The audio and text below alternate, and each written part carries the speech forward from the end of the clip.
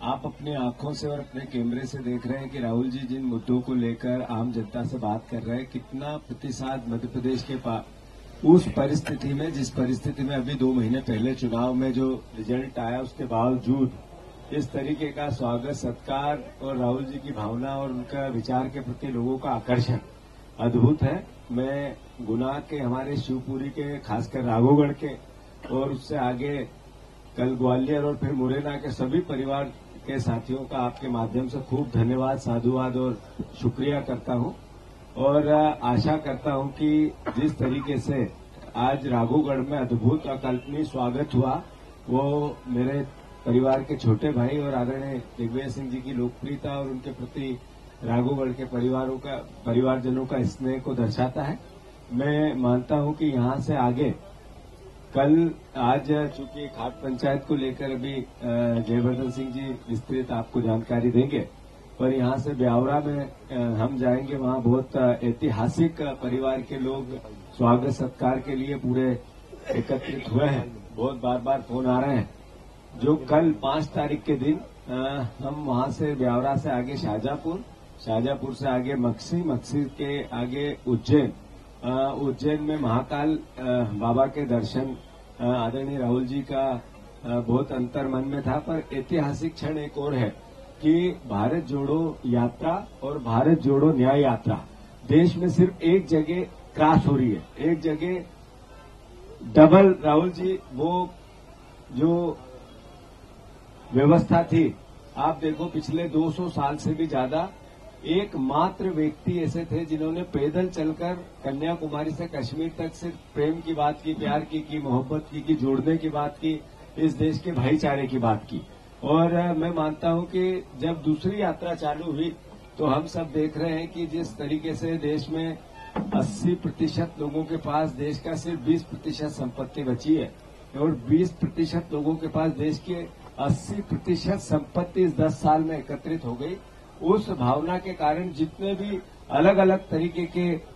अन्याय की व्यवस्थाएं बनी हो, चाहे रोजगार को लेके हो, चाहे किसानों की इनकम को लेके हो, चाहे जो हमारे एसटी, एससी और ओबीसी के वर्ग हैं, जो सिर्फ मजदूरी और मनरेगा से संबंधित उनकी भावनाएं बनती जा रही है कि वो अपनी जैसे तैसे जीवन यापन कर रहे हैं, संकट में कर रहे हैं, महंगाई की इस मार में रो के कर रहे हैं। उस न्याय की बात जिसमें श्रमिक का न्याय है, किसान का न्याय है, युवा का न्याय है, महिलाओं का न्याय है, ये 5 न्याय की भावना को जिस तरीके से सब आत्मसात कर रहे हैं और ये संदेश घर घर जैसा जा रहा है और आप सबके माध्यम से भी जा रहा है। मैं मानता हूं कि आप सबको खूब आपका सहयोग भी मिल रहा है और जनता का अभूतपूर्व सहायता, आशीर्वाद और स्वागत और सत्कार, राहुल जी के प्रति उनका प्रेम और कांग्रेस पार्टी की आइडियोलॉजी के प्रति उनका विश्वास, ये सब एक साथ मिलकर ये यात्रा संपन्न हो रही है। मैं फिर से आप सबका स्वागत करता हूं और भविष्य में लोकसभा के चुनाव के दृष्टिगत आगे की बातें आगे करेंगे। मैं मानता हूं कि आदरणीय जयराम रमेश जी विस्तृत आपको सारी बातें कहेंगे। धन्यवाद। शुक्रिया। जयवर्धन। परम आदरणीय जयराम रमेश साहब, हमारे प्रदेश के नेता परम आदरणीय जीतू पटवारी जी, हमारे सभी मंचासीन विराजमान हमारे साथीगण और हमारे सभी जो पत्रकार बंधु हैं, मैं आप सबको प्रणाम करता हूं। आज का जो दिन रहा है राहुल जी के भारत जोड़ो न्याय यात्रा का, मेरे हिसाब से इस पूरी यात्रा में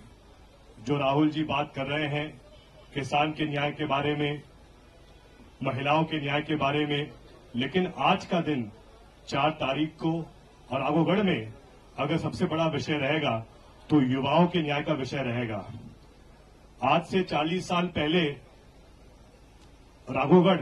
एक छोटा सा गांव था और सन 80 और सन 90 के बीच में कांग्रेस की 2 सरकारों ने, एक वो सरकार जिसमें स्वर्गीय इंदिरा गांधी जी प्रधानमंत्री थी, जिनके कार्यकाल में राघोगढ़ को एनएफएल का प्लांट दिया गया, जो आज भी मध्य प्रदेश का सबसे बड़ा यूरिया प्लांट है, और उसके बाद सन 84 और 89 के बीच में राजीव गांधी जी के नेतृत्व में हमको गेल का प्लांट मिला था, जो आज भी पूरे देश में सबसे बड़ा एलपीजी प्लांट है। इन 2 उद्योगों के माध्यम से लगभग राघवगढ़ और गुना जिले के लगभग 20,000 लोगों को रोजगार मिला है। लगभग 3 से 4,000 लोगों को डायरेक्ट रोजगार मिला है और लगभग 15,000 लोगों को इनडायरेक्ट इससे रोजगार मिला है। जब जयराम रमेश साहब पंचायत और ग्रामीण विकास मंत्री थे, उस समय उन्होंने पूरे देश के हर पंचायत के लिए, हर ग्रामीण वासी के लिए डॉक्टर मनमोहन सिंह जी के नेतृत्व में, सोनिया गांधी जी के सोच के माध्यम से मनरेगा स्थापित की थी, जिसके माध्यम से गांव का युवा उसको स्वरोजगार मिला था, उसकी आर्थिक शक्ति में वृद्धि हुई थी। उसके अलावा भी आज दिन तक मध्य प्रदेश में जो भी सरकारी पद है, चाहे शिक्षा कर्मी के हो, चाहे रोजगार सहायक के हो, पंचायत सचिव के हो, आंगनवाड़ी कार्यकर्ता के हो, आशा कार्यकर्ता के हो, ये सब सरकारी पद कांग्रेस पार्टी की देन रही है। आज दिन तक प्रधानमंत्री नरेंद्र मोदी जी के पिछले 10 सालों में हमारे गांव के युवा को, शहर के युवाओं को एक भी नई सरकारी पद नहीं दिया गया है। ये सबसे बड़ा अंतर कांग्रेस और भाजपा में है। मैं मानता हूं जो आज राहुल जी ने बात कही है, ये बात पूरे प्रदेश और देश के हर कोने तक पहुंचेगी कि सरकार जिस दिन देश में कांग्रेस की बनेगी, और मैं तो मानता हूं जो नए रोजगार, बड़े बड़े रोजगार जिसके माध्यम से हजारों युवाओं को रोजगार मिलेगा, वो तभी संभव होगा जब देश के प्रधानमंत्री राहुल गांधी जी बनेंगे। आज राघवगढ़ के प्रोग्राम के बाद बीनागंज में राहुल जी का रोड शो रहेगा और बीनागंज के बाद ब्यावरा में राहुल जी का रोड शो रहेगा, उनका वहां संबोधन भी रहेगा। और फिर ब्यावरा के बाद भाटखेड़ी में, वहां पर जहां पर रात्रि विश्राम भी है। नमस्कार, मैं हूं मानक गुप्ता। अगर आपको हमारा ये वीडियो पसंद आया हो तो इसे लाइक और शेयर जरूर करें, और हां, हमें सब्सक्राइब और फॉलो करना ना भूलें ताकि आप देश और दुनिया की कोई खबर मिस ना करें। तो जुड़े रहिए हमारे साथ और देखते रहिए न्यूज़ 24।